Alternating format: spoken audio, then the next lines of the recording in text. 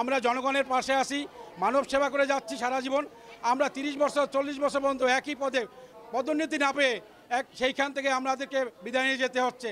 তো আমরা প্রশাসনের কাছে, সকলের কাছে এবং সাংবাদিকদের কাছে আমাদের অনুরোধ, আমাদের যে ন্যায্য দাবিটা, সেই দাবিটা যাতে আমরা আমাদের পেতে পারি, সেই জন্যই আমরা আমাদেরকে এই দাবি আন্দোলনে নেমেছি। আমাদের দাবি শুধু নার্স যোগ্যতার বলে আমাদের যে পদগুলো, প্রশাসনিক পদগুলি, সেখানে যোগ্য নার্স বসানো হোক, এটা আমাদের মূল দাবি। আজকে আমরা এক দফার দাবিতে আজকে আমরা সকাল 9টা থেকে দুপুর 12টা পর্যন্ত কর্মসূচি পালন করতে চাচ্ছি, পালন করছি। এই আগামীকালও 9টা থেকে 2টা পর্যন্ত কর্মসূচি চলবে।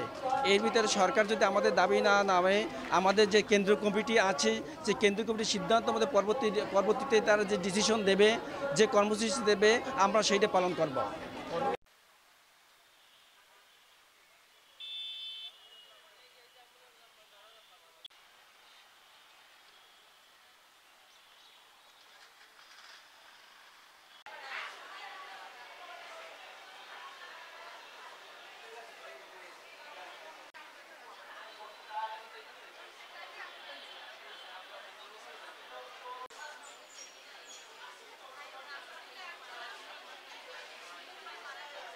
আমাদেরকে আশায় তো কথা বলে এই জবাব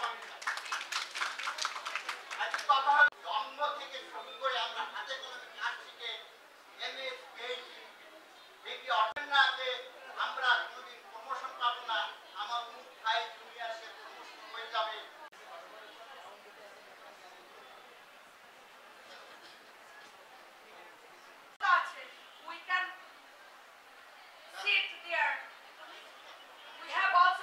ছেলে উঠতে থেকে সকাল হবে, তবে আমরা যদি আজকে না থাকি, আমরা যদি আজকে